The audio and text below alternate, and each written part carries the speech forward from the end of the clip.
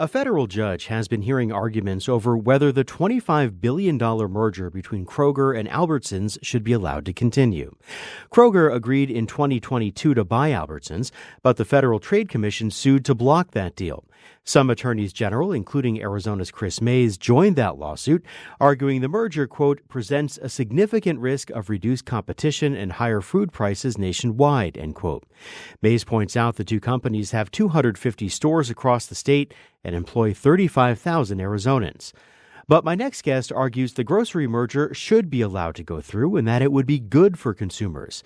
Pete Sepp is president of the National Taxpayers Union. I spoke with him earlier and asked why he thinks the deal should be allowed.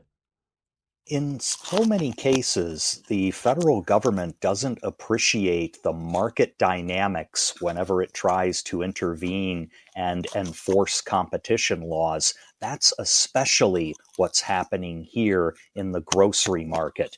By trying to block the merger between Kroger and Albertsons, which in Arizona, of course, is known more colloquially as Fry's Food and Drug, the problem is that the government may actually be hindering competition rather than encouraging competition. That's because the market for grocery shopping is no longer what it was, say, in the 1980s or 1990s, when customers went to one store to get everything they wanted. Now they go to shopping clubs or discount outlets as well as traditional grocery stores to get the best combination of price and choice that suits their preferences. And that means there are numerous types of stores like Walmart, like Target, like Amazon that also provide groceries in addition to places like Fry's or Albertsons. Is that more applicable in some areas than others? Like I think about rural parts of Arizona, for example, where you might not be able to get within an hour, a couple hours, Amazon delivery. You might not have a Costco or, something like that or a Target to get your groceries. And you might rely on, the Fry's or the Safeway in your community. Rural areas certainly do have their concerns about access to numerous types of food shopping outlets, but that's being addressed even as we speak in a number of ways. There's more and more access as time goes by, not only to physical outlets, but also online outlets. In the end, though, Kroger and Albertsons are agreeing to keep a number of stores open, keep a number of jobs on the front line going, and committing to reducing prices not only for suburban and urban, but also rural areas as part of their request to merge. And the Federal Trade Commission, as well as other antitrust enforcers, can, if they wish, invalidate the deal as it goes on if the companies don't keep their promises. We also have to remember that if Kroger and Albertsons are not allowed to combine, not allowed to compete on a more efficient basis with the Walmarts of the world, they may very well be in a position of having to close stores that are currently serving rural areas. So again, the government's action here could maybe backfire and cause more trouble, more hardship for rural customers. What gives you the confidence that, for example, there will be more competition with this merger? And I guess that prices, as you referenced, will be lower in this new combined entity. Kroger, over the past 20 years, for example, has invested upwards of $5 billion company-wide to try and reduce prices. And when it has acquired places like Harris Teeter or Roundy's, we have seen prices actually go down. That's because Kroger has a pretty efficient supply chain. That's something that it can bring as a benefit to the combined Kroger-Albertsons company that Albertsons alone just doesn't have right now. This is the other thing that's important to remember.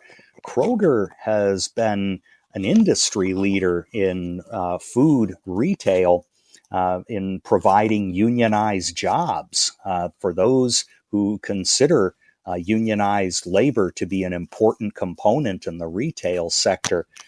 You can't do much better than what Kroger has done there. And I'd point out, too, that many of the competitors in this space are non-unionized. And so that's another factor to consider.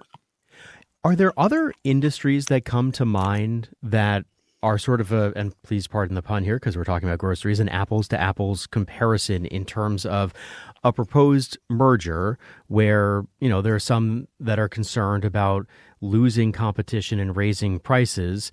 And, as you say, you actually think that there will be more competition and better prices. Well, certainly in the telecommunications space, mergers have allowed competition to more effectively take place, not only in terms of your cell phone service, but also in services like streaming video or providing internet.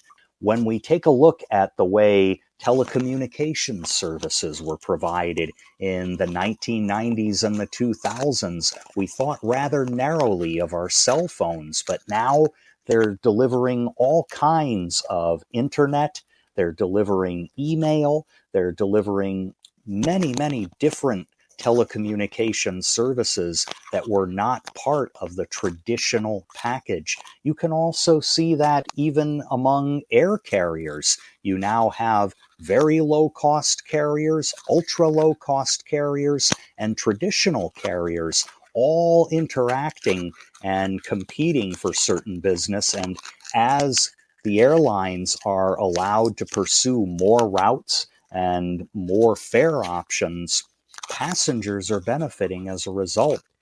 What role do you think public input should play here? And I ask because, for example, in Arizona, the Attorney General has traveled to a number of communities and taken input from people. And a lot of that has been a lot of concern. People don't seem all that enthusiastic about this merger. I'm wondering, in your mind, what role that should play in the ultimate decision by the federal government whether or not to let this go through. Public input is important in these very large mergers. It should be going both ways, though. Not only should competition and regulation authorities be holding listening sessions where they draw their own conclusions, but the businesses themselves should be given the chance to explain how they see the future going forward and how important it is that they be allowed to combine their strengths and compete with other types of companies. All right. Yeah. That is Pete Sepp, president with the National Taxpayers Union. Pete, thanks for the conversation. I appreciate it. Sure. My pleasure. Take care.